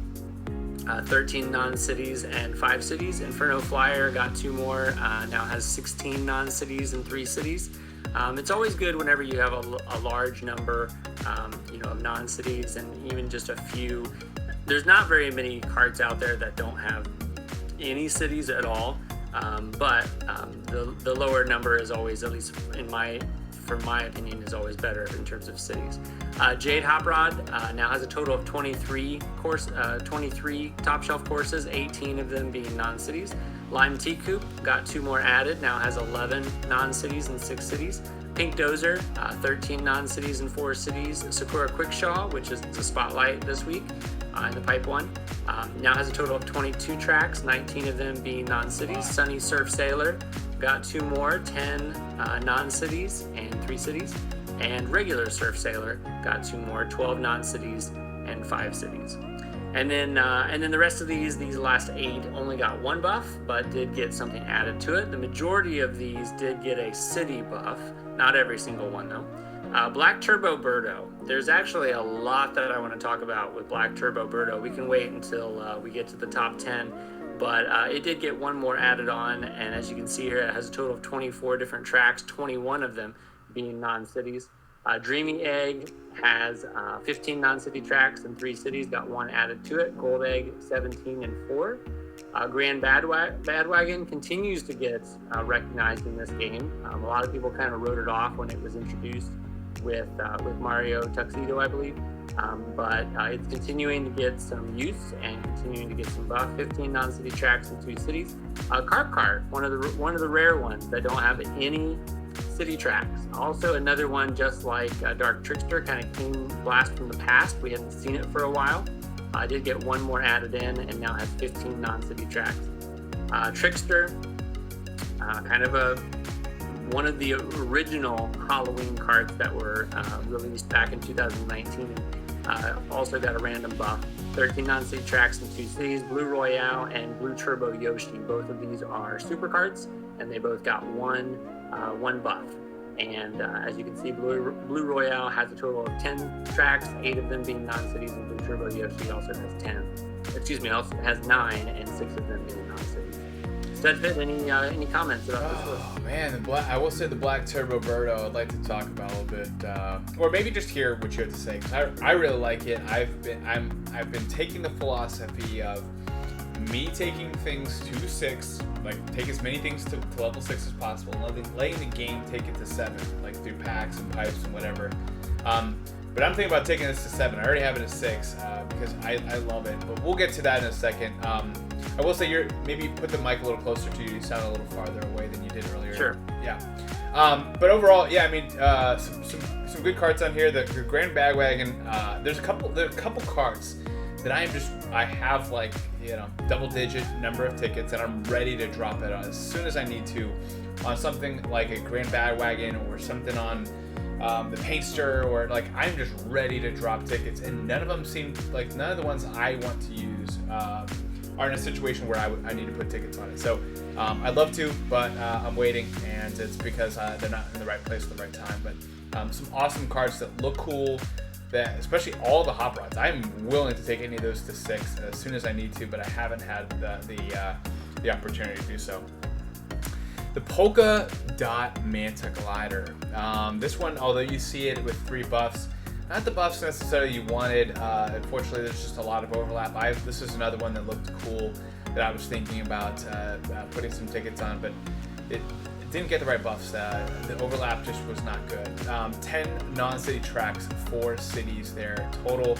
When you look at the gliders, where they got 2 buffs, obviously the one that stands out is the 8-bit Bullet Bill. As I mentioned, it's kind of like a Black Rate Sale, light version, but it's not light anymore. Look at it, man. 21 non-city tracks, 0 city tracks, number 10 on our list. I mentioned before that it had saved me in my Gold Pass only account. And actually, I ended up triple capping it because it just happened to be like clutch after clutch after clutch. I mean, this one, although it's 10 right now, I could see it building. It does have a lot of overlap with like the Black Rate Sale and other, I think even the Silver Manta Glider, but it has a nice couple Bowser's Castles, and it's got a couple other nice tracks there. So if I had to say, hey, who could maybe dethrone the Black Rate Sale one day, this 8-bit Bullet Bill might do that one day. Put it out there. It's an awesome glider. If you had to put tickets on it, and you definitely take a look at the overlap. It's worth looking at. Flying Easel at the 12 non-city tracks, 5 cities. Again, all those Paris items not getting the buffs that they want. Glinting Glider up to 13 non-city tracks, 4 city tracks. Home Field glider there, the gold version of the Home Field glider, up to 77 non-city tracks, 4 cities. That's actually pretty decent. Of course, you see 4 cities and it kind of scares you off, but I expect big things for this glider. I think there's a debate between the Home Field glider and the gold Home Field glider, which one's going to win out. I think it's going to be the gold Home Field glider. I think that one's going to be the one that arises here, but they both got 2 buffs there. Gold New Year's Kite. Haven't seen as much action from this for some reason. It looks awesome. It's cool. It's obviously gold. I wish it would have gotten more buffs, but it's only up to 15 on-city tracks, 4 cities. This tour obviously getting 2 is nice, but it comes at the cost of taking some city tracks. And then Sunny Surf Sailor up to 9 non-city tracks, 3 cities. As for the gliders who got 1 buff, we got the 8-bit Fireflower, which we talked about a little bit earlier, up to 20 non-city tracks, 5 city tracks, up to number 3 on our list, Tabor. Holy moly. Black Toe Beans Balloons, which we've talked about many times.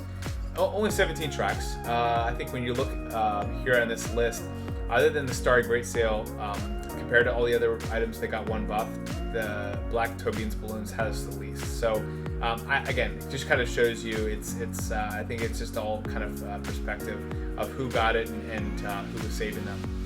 We got the Dry Bowser umbrella, up to 23 non-city tracks, 5 city tracks, up to still number 2 on our list, still holding down. I wonder if it's still close, like still 1A and 1B, but we'll get there at the top 10. Ninja Scroll up to 17 non-city tracks, 3 cities. And then a surprising one, the Spider Glider. We'll talk a little bit more about that. It's number 7 on our list at 19 non-city tracks, 1 city track. Star Great Sale, a lot of cities for the Star Great Sale. Looks beautiful. 16 non-city tracks, 5 city tracks. The Super Mario Kart Glider, 19 non-city tracks, 4 city tracks. Number 14 on our list. And then the Toe Beam Balloons, 16 non-city tracks, 6 city tracks. Anything you want to talk about with the gliders, Tabor? Mostly just want to point out the Dry Bowser umbrella got a random buff. It's not used in ranked, I don't believe, this entire tour, but with that one buff that it got, it now has a total of 28 top shelf courses, and it has officially passed Dragon Wings.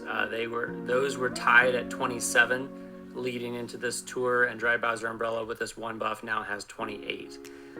So it continues to add value. Now, granted, the one course that was added to it was Tokyo Blur R, so it was a city course that it was added to it.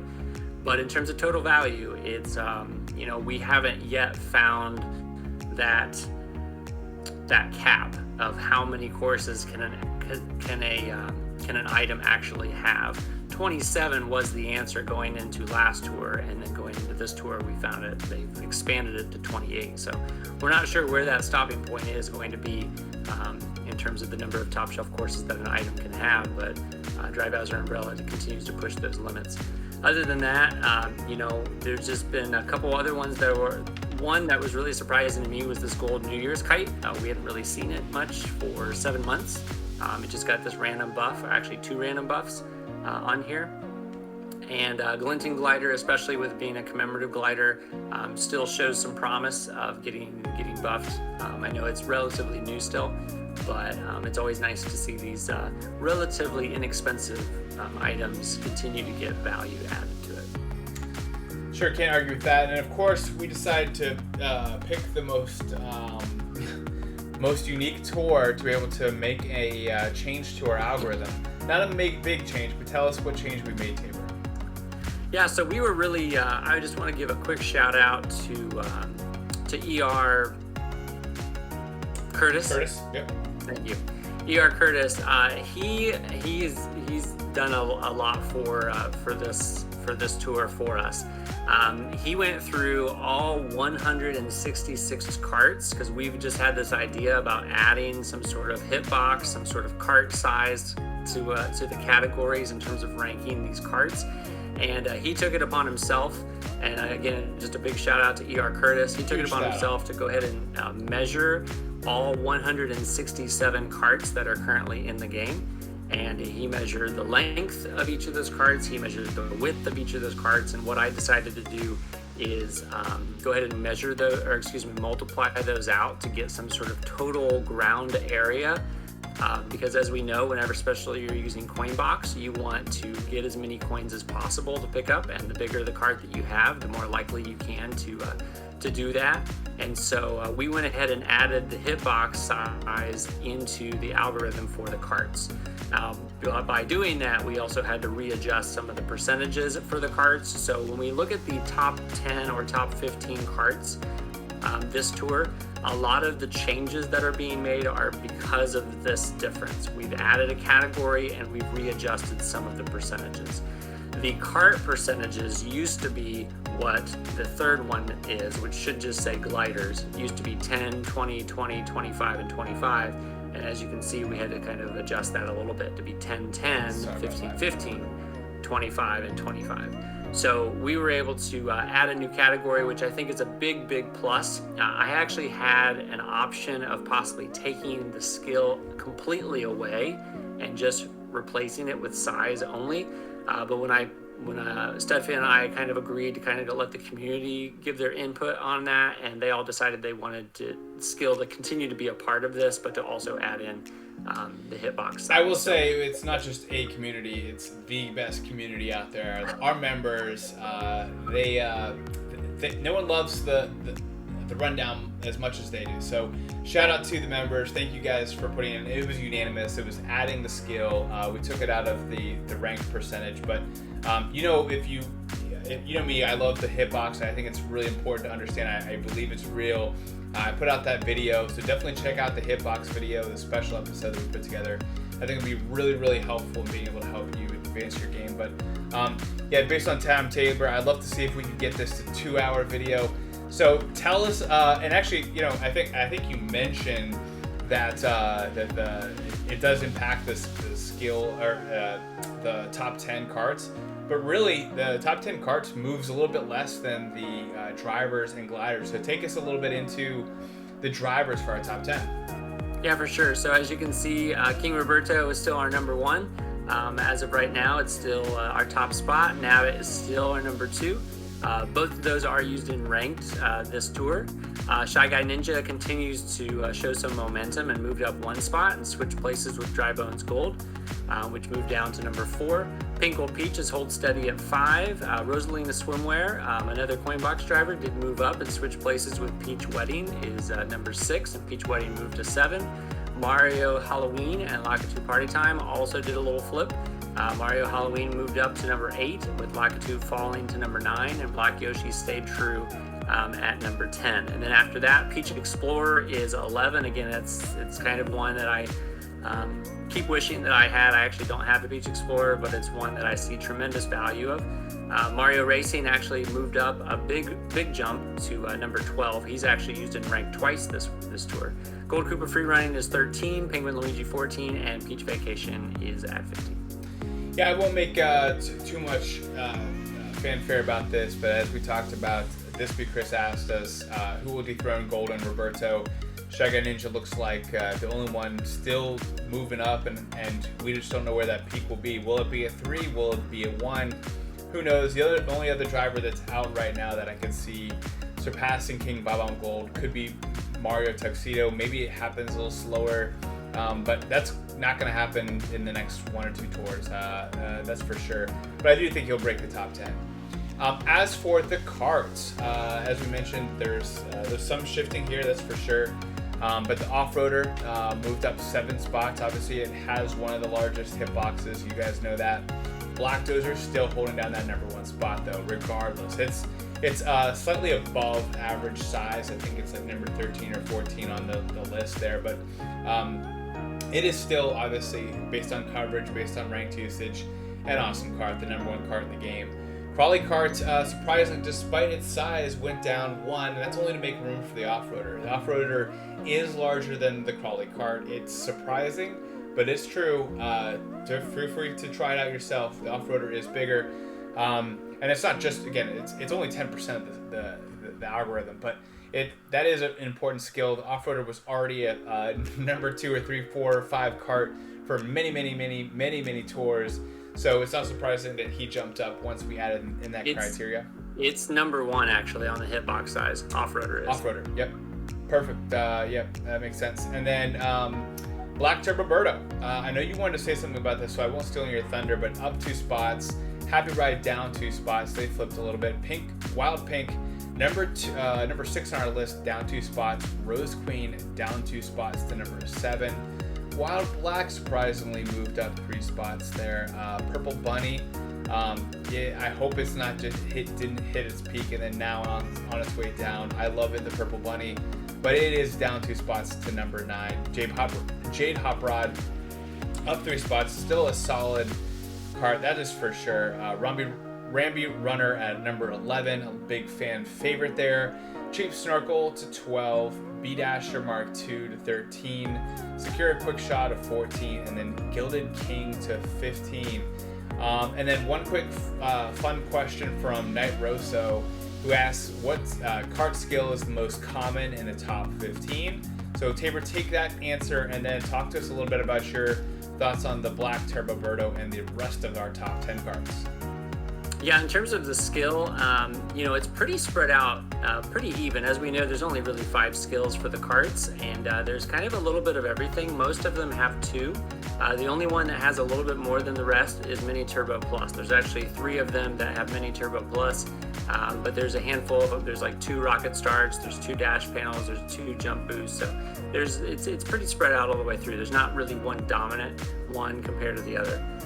In terms of Black Turbo Birdo, I just want to point out, kind of like with Peach Explorer, I talked about how Peach Explorer was the #1 CCV value, the course coverage value, as well as the #1 course ranked, weighted ranked value. The same thing is true with Black Turbo Birdo. It's the #1 CCV. It's also the #1 WRV. It's #1 course coverage. It's the #1 weighted rank value. So that one is continuing to show a lot of promise, even though Black Birdo is not necessarily that good. Its counterpart, the card that goes with it, is showing a lot of improvement. And one quick disclaimer, just remember that all of these changes, these ups and these downs, it's almost like this ranking started over because we added a new category and we shifted some of the percentages around because of that. So don't necessarily think about that this one got better, this one got worse. We've completely revamped the system, so it's almost like day one. And then we can kind of judge accordingly next to what happened. I am surprised the Black Turbo Birdo went up 2 spots despite not having a big hitbox at all. It's actually a pretty tiny, not. I would say it's a below average, but it's not tiny. It's arguably average. So despite it's that, it's ranked 120th, so it's well below average. So if you don't care about hitbox, that's your card. That's the card to look at, because that's pretty beast to move up 2 spots despite being surrounded by much bigger cards. And having the arguably worst skill as well, Slipstream. It's that CCV holding it up there. I love it. Yep. Anything else you want to say about the carts? Nope, I'm good. All right, take us away for the gliders. Yeah, gliders, just a few minor changes, especially near the end, but Black Great Sail and Dry Bowser Umbrella continues to hold the #1 and #2 spot. And that question that Studfit asked about where is it a 1A and 1B, it was a couple tours ago. It's starting not to be anymore. We have about a 2.5 point difference between the two, according to my system that I'm going, and Black Great Sail continues to slowly pull away from Dry Bowser Umbrella. So we're seeing a clear-cut #1 anymore. Again, it's all dependent on your inventory and your levels, so you might like Dry Bowser Umbrella more than that, or maybe a whole nother glider better than these two. But in terms of pure stats, this is kind of where we are. 8-Bit Fireflower moved up 2 spots to #3 and took the place of Silver Manta Glider, which fell 1, and Silver Starshoot, which fell 1. Sunset Balloons is #6. Spider Glider had a huge jump from #14, barely in the top 15, all the way up to #7. Strawberry Donut held true at 8. Dragon Wings held true at 9. And 8-Bit Bullet Bill, again, these 8-bit ones are continuing to impress each and every time. Moved up 8 spots to #10. After that, #11 is Calico, which actually fell 4 spots. Gold Crane is #12, which actually fell 2 spots. Silver Bells is #13, which fell 1 spot. Super Mario Kart Glider did move up 1 from 15 to 14, and Bright Balloons moved down 4 spots to #15. Well, I'm really surprised the Calico had fallen. Had quite an emergence. Same with Sunset Balloons. Came up pretty quick, and although Sunset Balloons seems to be kind of at a plateau, Calico was falling pretty quick. Now the Spider Glider, why did that jump up 7 spots? I think a big reason for that is that I know it's used. I don't know offhand. Okay. Well, I know it's used in ranked at least once. I don't, yeah. And it did get a buff, I believe. So just some minor changes. Whereas Strawberry Donut's not used at all. It didn't get a buff. Dragon Wings is not used at all. It didn't get a buff. And so a lot of it is just the fact that it's some of them stayed stagnant or stayed steady while that one just slightly improved, but it was enough to jump ahead. Yeah, maybe it just had to do with not a lot of other gliders getting a buff because it was a city tour, and so you're not counting those buffs that are going to city tracks like the Dry Browser Umbrella. So those are kind of sticking point. And really anyone who got buffs is moving up the list. I can see that happening. Now the Knight Rosso also asked the same question about the gliders. Which glider skill is the most common in the top 15? So there's kind of a three-way tie in terms of, a two-way tie in terms of glider skill. Again, it's pretty spread out, although there's a lot more glider skills than there were with kart skills. But the two most used skills that are represented in the top 10 are probably surprising. You would like to think that it might be Coin Plus and Mushroom, or Coin Plus and Banana, or something like that. The ones that are the most prevalent are Super Horn. Super Horn is used 3 times in the top 15, I'm sorry. And also Bullet Bill. That one's also used 3 times in the top 15. So those are skills that a lot of people would probably rank pretty low, which just goes to show that skill is not everything. A lot of it has to do with buffs. A lot of it has to do with ranked usage. A lot of it has to do with course coverage. It just depends on what's going on. But yeah, Bullet Bill and Super Horn. Very interesting. I love Bullet Bill Friends because not Bullet Bill Friends, but I love the Bullet Bill skill because that just opens up for more coin box as compared to other items that you can get in first place. All right, top movers and shakers, Tabor. Go through this not as quickly as possible, but go through it in a very efficient manner. Yeah, for sure. So this is a nice new slide that we introduced last tour, just to let you guys know that in this list, in this ranking that I update each week or each tour, we can kind of see which ones are making the biggest move. They might not necessarily be in the top 15, but they give us an idea of who's jumping the most. And so as you can see, Builder Toadette, which I know that's one of Studfit's favorite, he just loves Toadette, actually moved up 12 spots from 55 to 43. Again, it's the biggest mover of them all, but it's still middle of the pack. It's not great.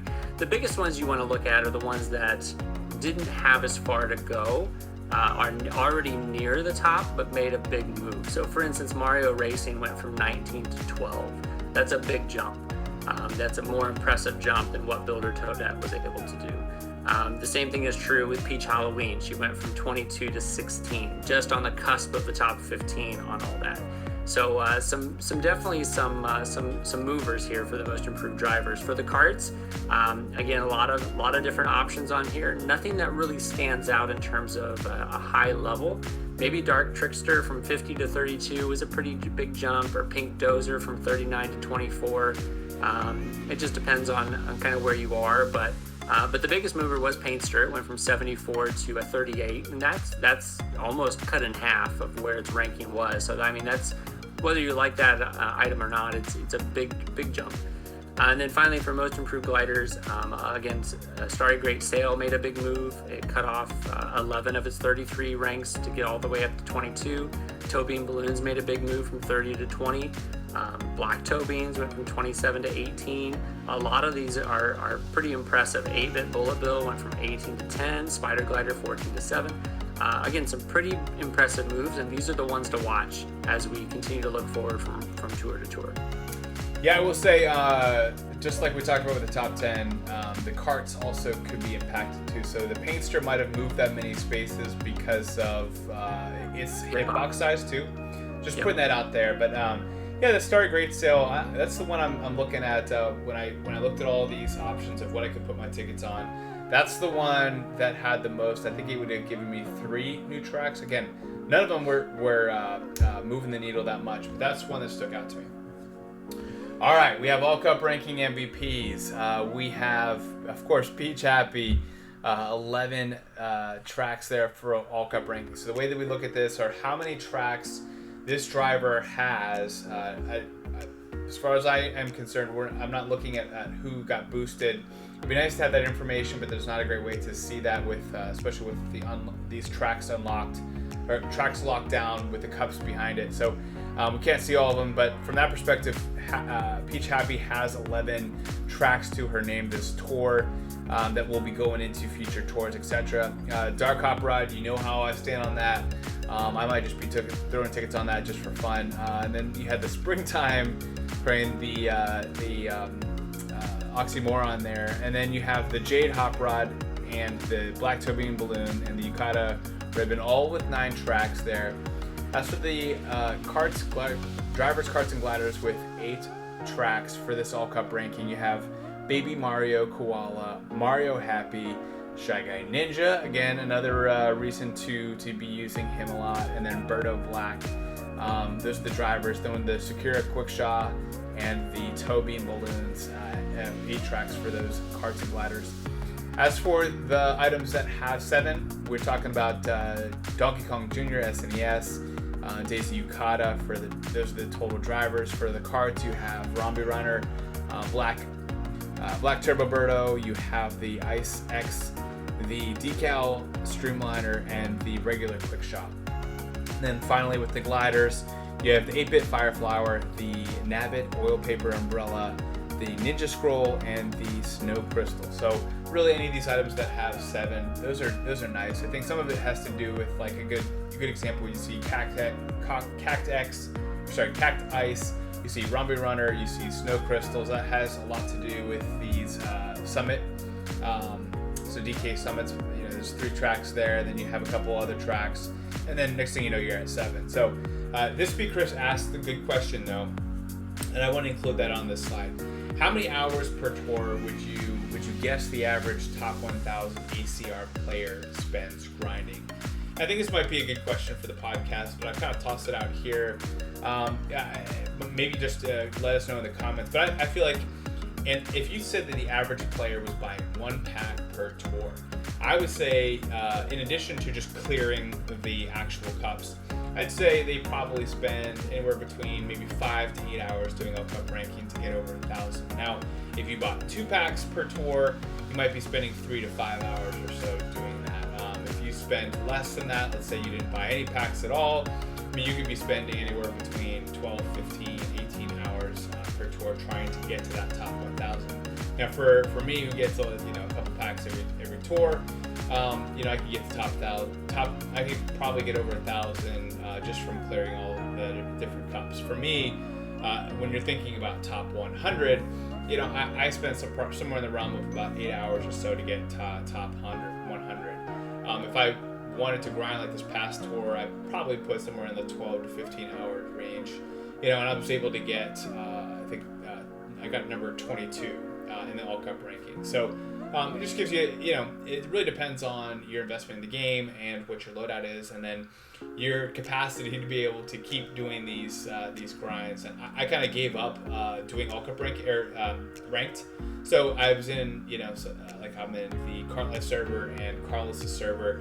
I probably was pretty low. I didn't even watch the videos because I didn't take ranked seriously. I was just really focused on the All Cup ranking because I love LA, I love baseball, I love USA, I love baseball. To clarify, LA is okay, but I am a USA fan, I am a baseball fan, so I wanted to get a nice badge that I wanted to finish strong. So number 22 was pretty good for me, spending somewhere in the realm of 12, 15 hours.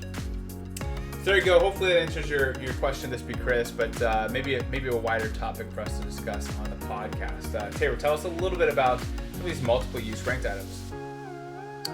So these are the items that are used in more than one ranked. As we know, each tour or each week has 3 ranked courses. So each tour has 6 ranked courses, and I decided to kind of spotlight the items that are top shelf in more than one. Just are great investment ideas. So you'll need to check to see if any of these are not, for one thing, if you have them in your inventory, and also if they are your best bet for each of those ranked courses. And if they are, putting tickets on one of these items is really going to benefit you in more than one place, which is a better investment for your ticket, as opposed to putting a ticket on this one, putting a ticket on this one, ticket on this one. You just put tickets on one, and that will help you out. So for the drivers, Peach Hoppy is used 3 times. 3 out of the 6 she's a top shelf driver. 2 for level 1 and 1 for level 6. So if you take her all the way to level 6, you can use her in 3 different places. Cat Peach is used twice.